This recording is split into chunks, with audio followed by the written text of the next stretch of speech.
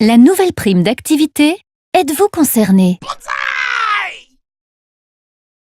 Depuis le 1er janvier 2016, un nouveau dispositif d'aide, la prime d'activité, a remplacé deux dispositifs existants.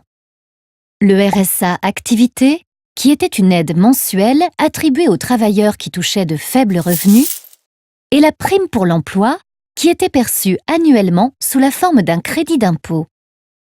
Ces aides présentaient plusieurs limites. Tout d'abord, les conditions d'obtention du RSA Activité étaient particulièrement restrictives pour les jeunes.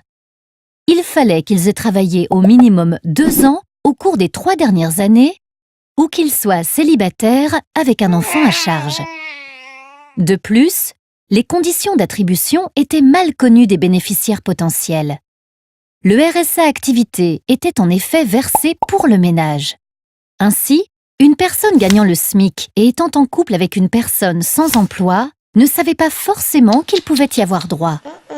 Par ailleurs, le RSA Activité était souvent confondu avec le RSA Socle, destiné aux personnes sans emploi. Par conséquent, seul 1/3 des personnes qui pouvaient en bénéficier le demandaient. Quant à la prime pour l'emploi, elle n'était versée qu'une seule fois par an et n'était pas forcément perçue au moment où le bénéficiaire en avait le plus besoin, car son montant était calculé à partir des revenus de l'année précédente. La prime d'activité a donc été créée pour pallier les limites du RSA Activité et de la prime pour l'emploi. Ces objectifs sont les mêmes que ceux des deux anciens dispositifs. Favoriser les personnes qui exercent une activité à faible revenu en augmentant leur pouvoir d'achat afin de les inciter à rester en activité.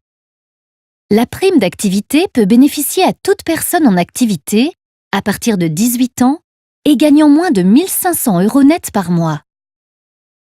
Il s'agit d'une allocation mensuelle versée individuellement et calculée à partir des revenus d'activité professionnelle du ménage et des allocations logement et familiales du trimestre précédent. Elle s'adapte donc régulièrement au changement de situation du demandeur. À titre d'exemple, une personne célibataire sans enfant, travaillant à temps plein et gagnant le SMIC, devrait recevoir une prime mensuelle de 132 €.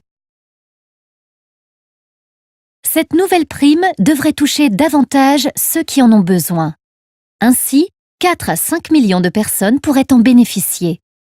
L'État prévoit que le coût de ce nouveau dispositif soit équivalent à ceux des anciens.